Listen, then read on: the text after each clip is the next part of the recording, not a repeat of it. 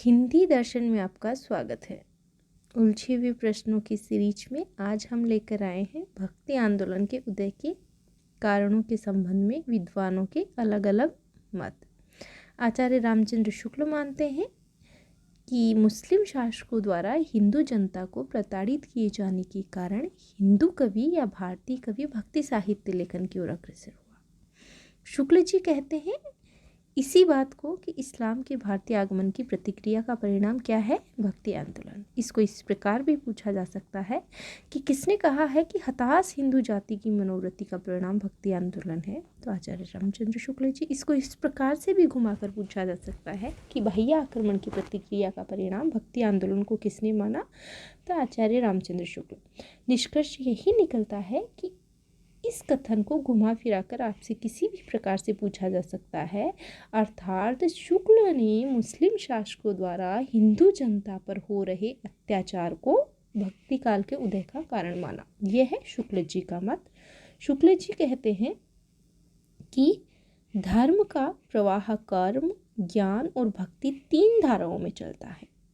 ये जो कथन है यह आप याद रखेंगे, परीक्षा में पूछा जाता है। धर्म का प्रवाह कर्म, ज्ञान और भक्ति 3 धाराओं में चलता है। इन तीनों के सामंजस्य से धर्म अपनी पूर्ण सजीव दशा में रहता है। कर्म के बिना वह लूला, लंगड़ा, ज्ञान के बिना अंधा और भक्ति के बिना हृदय विहीन है, क्या निष्प्राण रहता है। यह कथन भी किसका है? तो आचार्य रामचंद्र शुक्ल जी का। अब हजारी प्रसाद द्विवेदी जी का मत देखते हैं, जो शुक्ल जी के मत के बिल्कुल विपरीत है। ये शुक्ल जी के मत का खंडन करते हुए कहते हैं कि भक्ति काल भारतीय परंपरा का स्वतः स्फूर्त विकास है। द्विवेदी जी कहते हैं कि यह हिंदू जनता की स्वाभाविक आस्था है। इस कथन को भी एक ही बात है, घुमा फिरा कर आपसे किसी भी रूप में पूछा जा सकता है और परीक्षा में पूछा भी जाता है। ये दोनों ही कथन पूछे जाते हैं कि किसने भारतीय परंपरा का स्वतः स्फूर्त विकास भक्ति काल को माना है? तो हजारी प्रसाद द्विवेदी जी ने।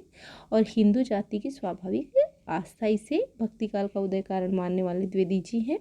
द्विवेदी जी कहते हैं, यह भी कई बार पूछा जा चुका है कथन, मैं इस्लाम के महत्व को भूल नहीं रहा हूँ, फिर भी जोर देकर कहना चाहता हूँ कि इस्लाम भारत में न आया होता तो भी भक्ति का 12 आना वैसा ही होता जैसा आज है। तो शुक्ल जी का मत और द्विवेदी जी का मत दोनों पूछे जाते हैं। आगे हम देखते हैं, जॉर्ज ग्रियर्सन मानते हैं भक्ति काल को ईसाइयत की देन। और एक और कथन है जो ग्रियर्सन का पूछा जाता है, अचानक बिजली की चमक के समान फैल जाने वाला साहित्य भक्ति काल के साहित्य को जॉर्ज ग्रियर्सन ने माना है।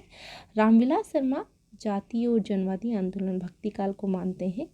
ताराचंद महोदय अरबों की देन भक्ति काल के उदय का कारण मानते हैं। इस प्रकार प्रमुख कथन हमने आज देखे। आज के लिए इतना ही, लेकिन आप ध्यान रखेंगे, कंफ्यूज नहीं होंगे।